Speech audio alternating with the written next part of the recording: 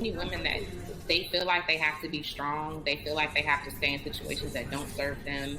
They feel like they have to, they feel like they have to fix everything.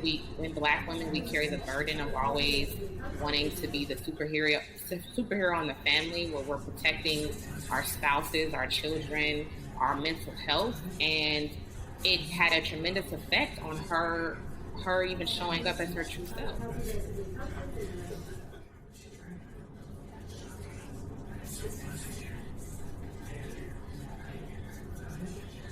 Why is it that women, they settle, they stay in situations that don't serve them, and in the end they become another form or a half form of themselves?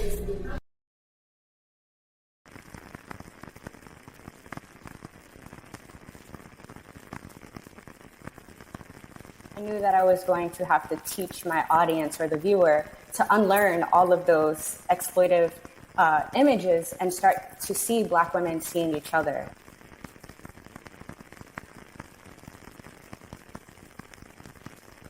You're still going to step forward in that desire?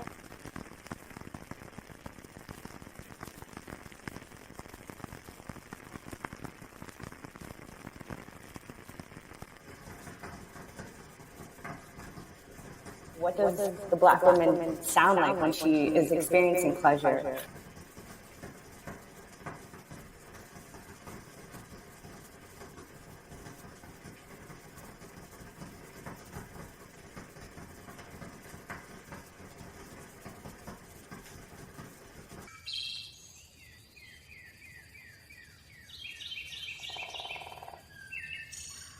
Não precisa reproduzir ou escrever o cinema com os códigos que estão pré-estabelecidos. We don't need to make movies using the days, language, and codes as we were taught.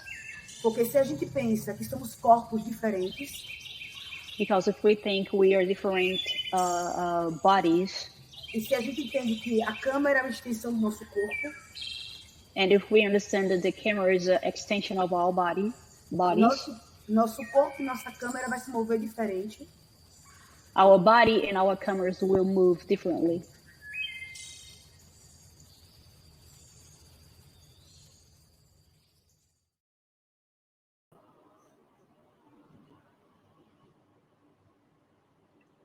Peace, family. My name is Angela Carroll. I am so proud and honored to be a programmer for BFSFF, which is an independent, homegrown film festival that empowers marginalized communities, particularly Black and queer filmmakers, through media.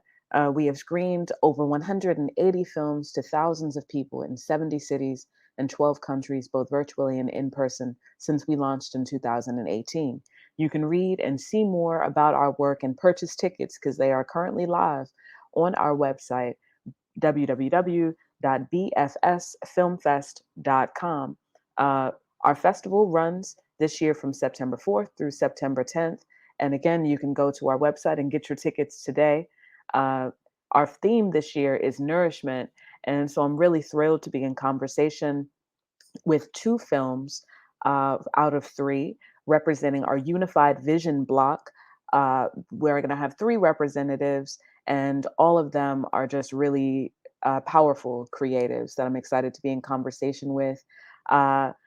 First of those, representing the film Real Black, Our Film Stories, is Emma Road Mbuku, as well, and they are joined by Tristan Sutherland. And the other film that we'll be in conversation with is They're All Along, Women in Trinidad and Tobago, Black Power, with Dr. Keisha Thompson. How are you all doing today? Good. How are you? Good. How are you? How's it doing? Doing well. So we'll go ahead and we'll jump right in, and we'll start first with They're All Along. And so, Dr. Keisha Thompson, can you please talk to us a little bit about what inspired this film, really reviewing Black women in Trinidad and Tobago who were revolutionaries?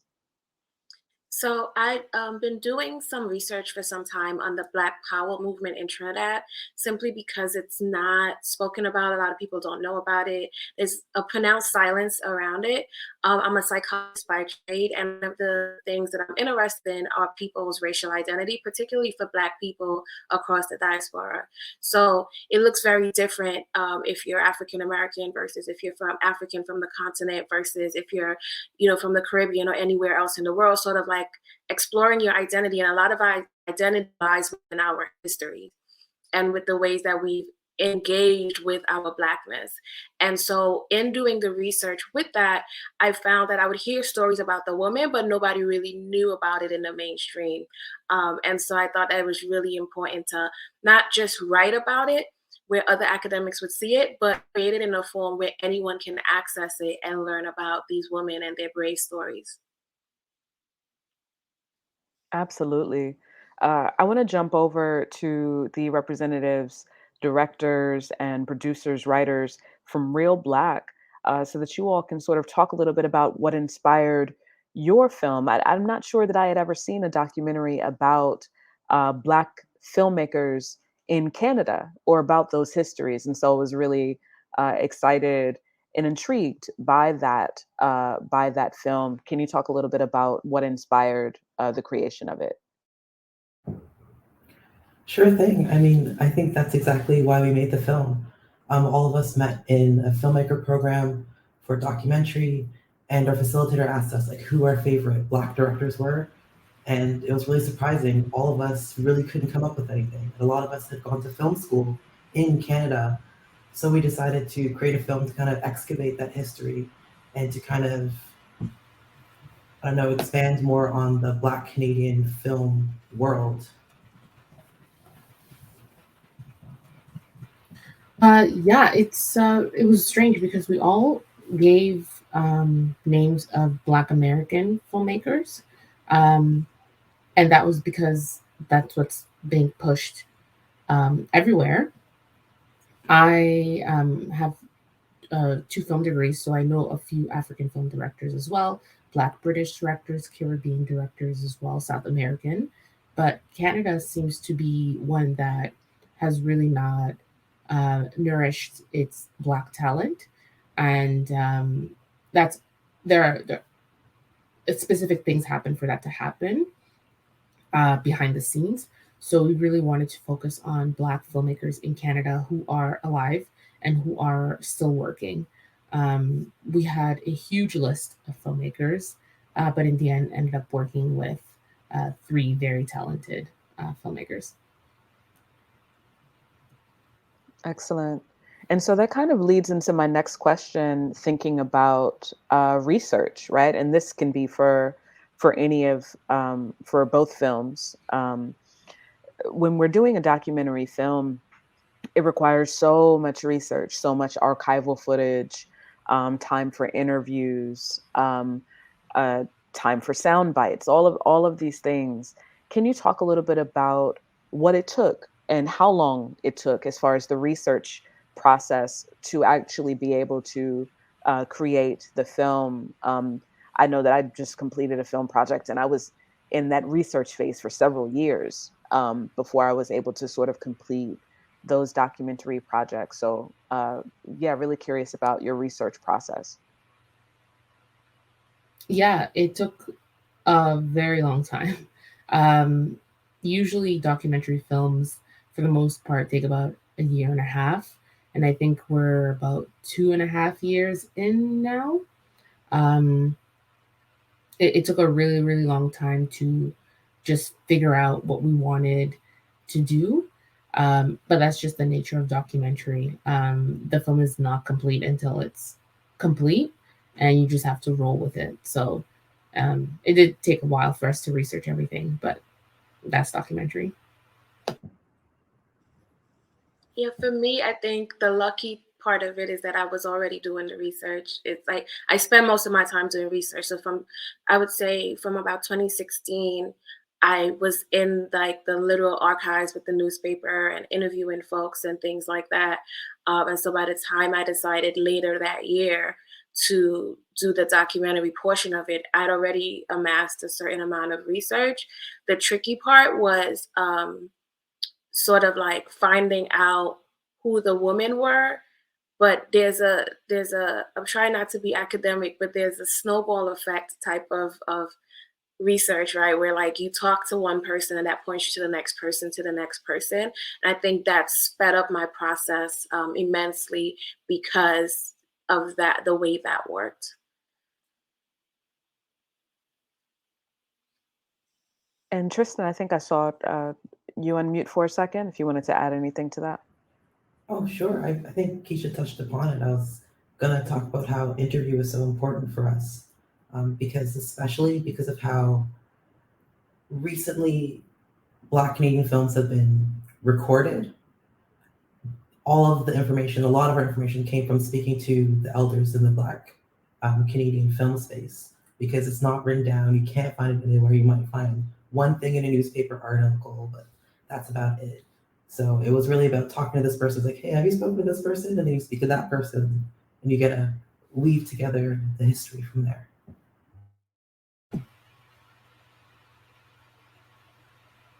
Yeah, it was strange for us too, because we would talk to, let's say, Christine Brown or a producer at CBC, and they would name drop who we needed to talk to next. Because one, they're friends, and two, they work together on a specific set or a film, or they just grew up in the industry together. So they were like, well, I don't know the answer for this, but Claire does, or Damon, and they were very friendly with each other, even though the majority of them had not seen each other for decades. Yeah, you gotta love Black women for that, right? For that sort of word of mouth of, girl, I'm gonna connect you. You don't know? Okay, let me put you on and connect you, draw the dots. Um, I'm curious about why you chose documentary, and this is a question to all of you as well, to both films.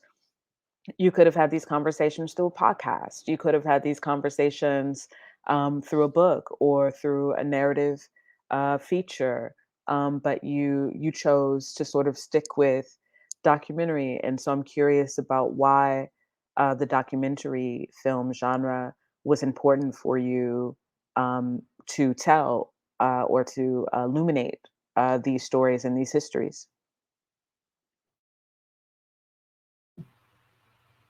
People love documentaries. People will watch documentaries, and not to be like race bait or use race, but white people will watch documentaries because that's a way for them to learn in a way that's a little bit safer. They don't have to talk to their nearest Black person. They don't have to overstep bounds. And you also, as a documentarian, you get to protect the people that you're recording and interviewing and basically exposing to the world, at least from my perspective as a filmmaker. You really get to share these stories in a way that would not be shared as authentically if it was a white man doing it. You get to have these experiences with these people who are who have, for Real Back specifically, who paved the way for you to be here. Even though I didn't know Claire Prito before we met her for Real Black. She's essentially the reason why I get to make documentary films in Canada, because she was one of the first to do it, one of the first Black women to do it, with the use of archival material at Ryerson University, where I also went to. So it was important for us to tell a story in a specific way that would not put her in a position where she's uncomfortable. But documentary really allows you to push this forward and to a wider audience, because you put it on TV, people are watching it. And I echo what Emma's saying, and I think it was also important to see the films I think if we wrote an article about it, did a podcast, you wouldn't get to see, like, for example, Home to Buxton, which it was shot like a few hours from where I live, and I didn't even realize there was a Black community there. So being able to see the faces of those people and to see that history, which is often not talked about in our schools, film school, anything like that.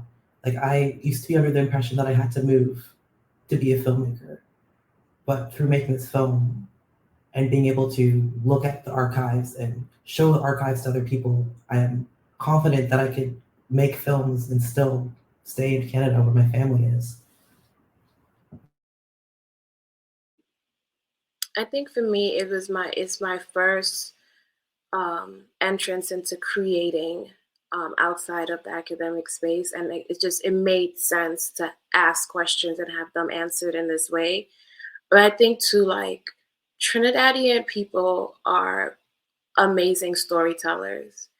They tell stories with their hands, with their bodies, with their tone of voice, their facial expressions. And so I think the only way you really would be able to capture the story and keep it true to the individuals was to allow them to narrate their own stories and do it in the way that only they could, with their bodies and with their voices. One of the things that the film opens with one of the participants actually singing, and that just organically happened in the interview. And again, nobody else could have sung that song the way that she did, and I didn't expect a song at all. So I think that using this format really allowed all of that to emerge organically in a really beautiful way. Yeah, thank you all for that. I have a quick question about funding, which you don't have to necessarily answer in a quick way. Okay, I think I froze there in a really awkward way, so Yeah. I'll repeat the question. um, I had a question about funding, and uh, it doesn't have to be answered quickly. You can go into as much detail as you would like to, but we know that documentary films, filmmaking, period, is an incredibly expensive medium. And so, can you talk about how you funded projects that are very overtly Black, right, and speak to, in their own ways, histories of liberation?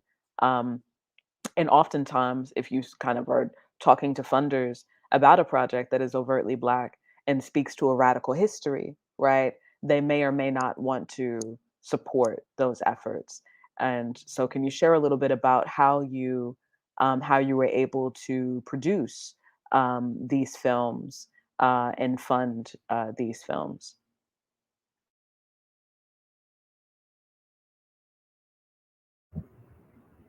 Well, I think for us, it started with the filmmaker program that we were in, which is created by Oya Media Group, which is a Black woman-run production company here in Toronto. So they really helped us with the beginnings of gathering funds, getting all set, and getting us connected to CBC, who helped us along as our broadcaster. So it was really kind of a community gathering. Like, even on set, it was all Black folks, all community. I think without that filmmaking community, that Black Canadian filmmaking community, I don't think our film would have been made.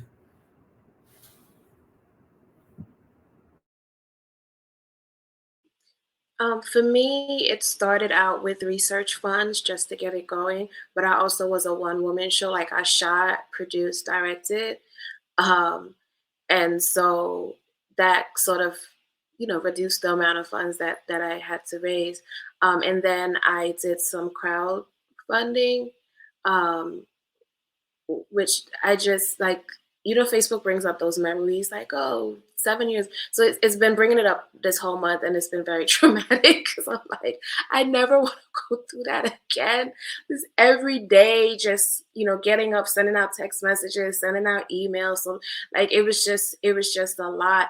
And I think, to your point, I think it did make some people uncomfortable. I think folks just really want to think about the Caribbean as this beautiful playground, and not one that has some sort of inequality or angst or history. And so I was able to do that. And then when it got down to the wire of getting it completely edited as much as I could afford, I just funded it, the rest of it myself. Yeah, and that's typically how these things, go, is that we have to sort of be the primary funders of our visions and of our projects. Um, can you? I'm curious about some of the things that sort of surprised you as you were working on these films or in conversation with people. We go into these projects, documentary projects, film projects, with a sort of notion of these are the sorts of questions that I would like to ask. These are the sorts of responses that I presume I'm going to receive. These are the sorts of details that I presume I'm going to get from these people, or these stories that I'm going to get from these folks. But what were you? There's always these moments where you're kind of surprised, where you're like, "Oh wow, I didn't know that," or "I couldn't have anticipated sort of this occurring." Or can you talk about something that maybe surprised you or inspired you while you were in conversation with the people that you interviewed for your film, or while you were conducting research to help you better understand these histories for the film? In regards to research, um, I was surprised at how many versions of the script that we needed to write. Um, I come from a background where you have to, like Keisha, have to produce, write, direct your film yourself and self funding. And so this was extremely shocking, and it was crazy to just have 9 versions of a script. And then looking back from version 1 to version 9, I'm like, these are 2 completely different films. Um, and that's how it is for documentary. But I think I was just shocked because I had never worked this hard on a script. I'm not a screenwriter, scriptwriter. You know, like they say, graphic design is my passion. But it's like I'm not really that great at it. And so I was really, really shocked at the amount of time and changes and like all these specific things that have to be put into a script. Um, and I was also surprised at the amount of technology used for documentary because I come from an archival world. So I just look at materials and I um, edit them and I put them in my films. So for this to have multiple pieces was just a total shock to me, and I'm really grateful because it leveled me up a little bit, so I know what to do for the next time. But those 2 things were really um, shocking for me personally.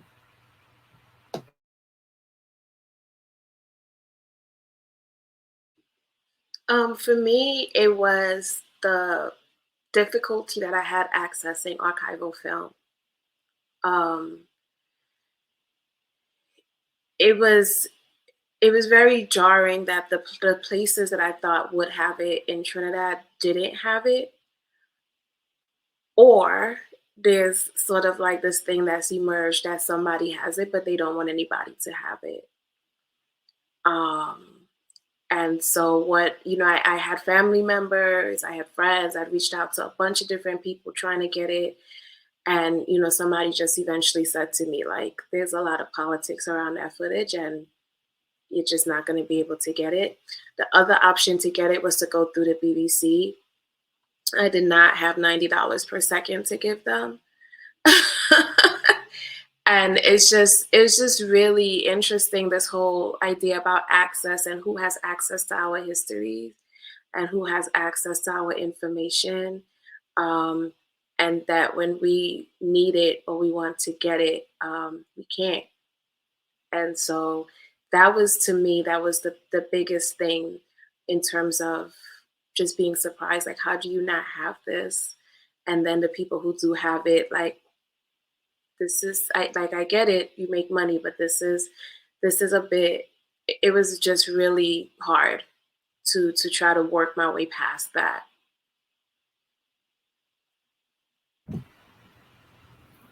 I have to say, I definitely agree with that because getting footage for us was really difficult, and it was It felt strange having to go through some of the systems that we know have prevented Black Canadian filmmakers from flourishing to get the footage to make a film about Black Canadian filmmakers and how they need more space to flourish. So it felt like a weird loop sometimes.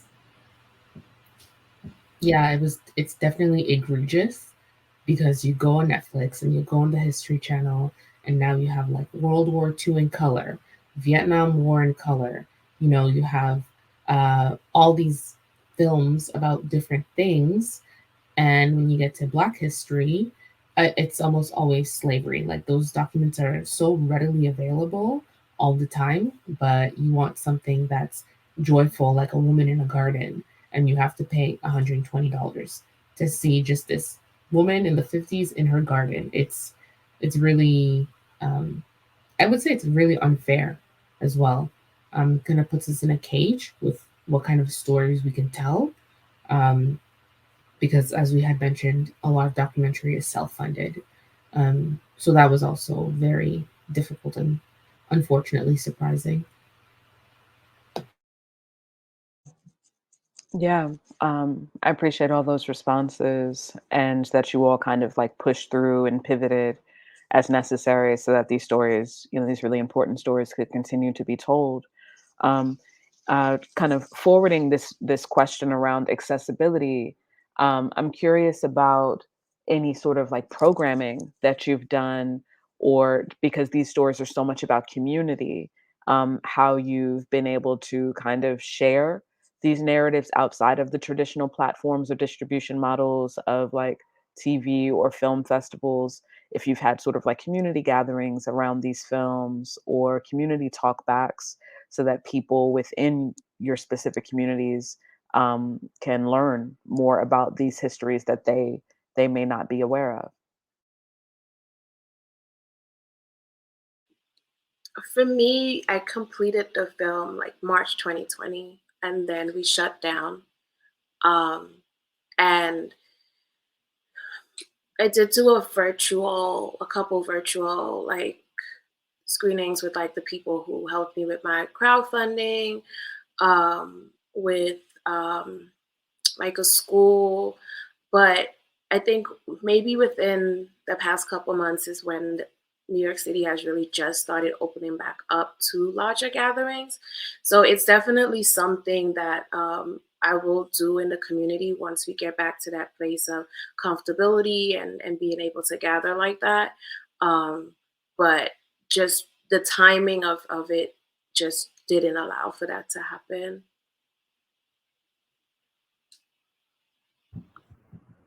We have a kind of a similar situation with finishing the film during COVID, but we are having a community gathering coming up, which is very exciting. And luckily for us, the film is available for free on CBC Gem. So I've been sending it out to all the folks I know. So it's completely accessible for anyone who wants to watch it and wants to engage with the content.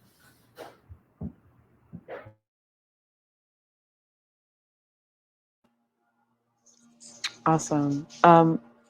What are you guys most proud of with this film? Because I think sometimes when you can't see the forest for the trees, right? You're in the film for years, you're working on it, it comes out into the world, and then you're like, "Shh, I'm so glad I'm done," you know. But what are you kind of most proud of about what you've created and the stories that you've told?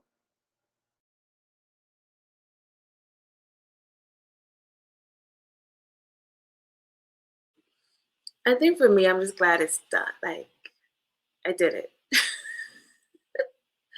Um, I'm incredibly proud that it's been accepted into this film festival because I've gotten a lot of no's.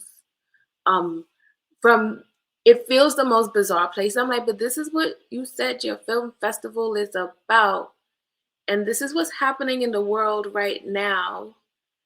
And right, so I'm incredibly proud to be able to have it for a film festival and a platform like yours. So thank you for that.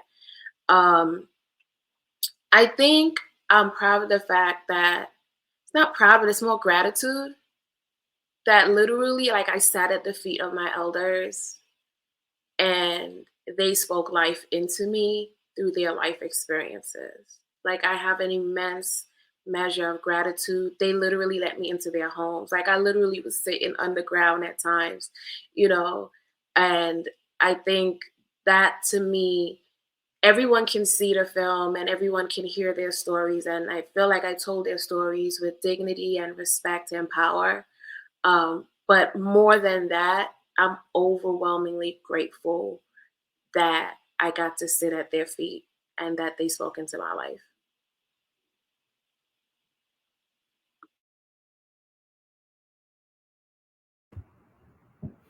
That's really, really incredible, Keisha. I think it was a similar thing of course, being extremely proud to be included in this film festival, but also really proud to be being able to share a history that hasn't really been shared or compiled in the way it has, and really proud to have finished. I know for me, this is one of my first documentaries. So even just to have finished, researched, have it out on a broadcaster, and to be working in community with my team, I couldn't ask for anything more.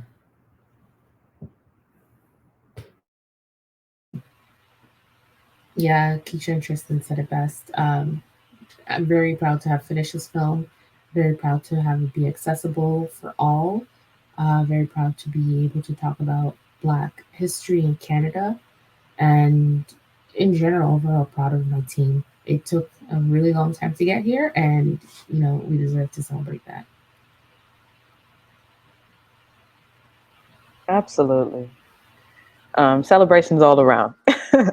um, last thoughts. Really curious about what you all are working on next, and if you have other documentaries in mind, other projects, if you're able to talk about them, because we definitely want to be on the lookout and want this is a good opportunity to shout out anything you're working on.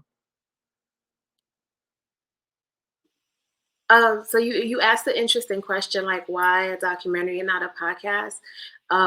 So after launching the documentary, I actually launched a podcast to tell the stories of women, and it's called The Misadventures of an Inspired Woman, and focus on the mishaps that happen along the way.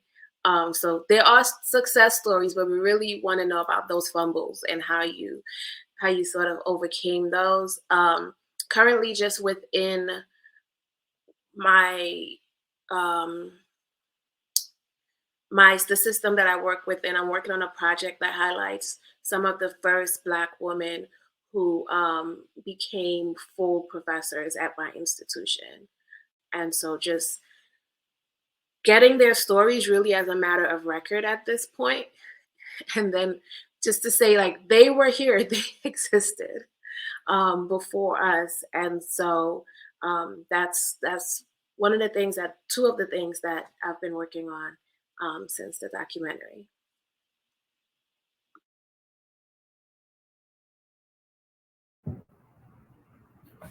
I think for myself, a lot of things I'm working on are more narrative based. Trying to get scripts that include more Black trans representation has been something that's really big for me. So keep your eyes peeled for anything that says Tristan Sutherland written by. And yeah. And also, Keisha, where can we find your podcast? Is it on? It's everywhere. It's on Apple. It's on Spotify. It's everywhere. I'm sure to listen. Yeah, thank you. Yeah, for me, I'm currently working on a documentary. I'm in the archival material / research phase. So I'm going to be here for a couple more months. It's about Black womanhood, Black girlhood, and I'm just trying to figure out currently what goes between the archival material. So it's going to take me a little bit, but I'm trying to be more poetic with this one, and I crowdsourced that as well. So thankfully I have funds for the archival material. But yeah, currently working on a short documentary. Beautiful. Well, it's been such a pleasure to be in conversation with you all. Want to send another quick reminder that the festival is running from September 4th to September 10th. You can grab your tickets today by going to bfsfilmfest.com. All right. Be well, family.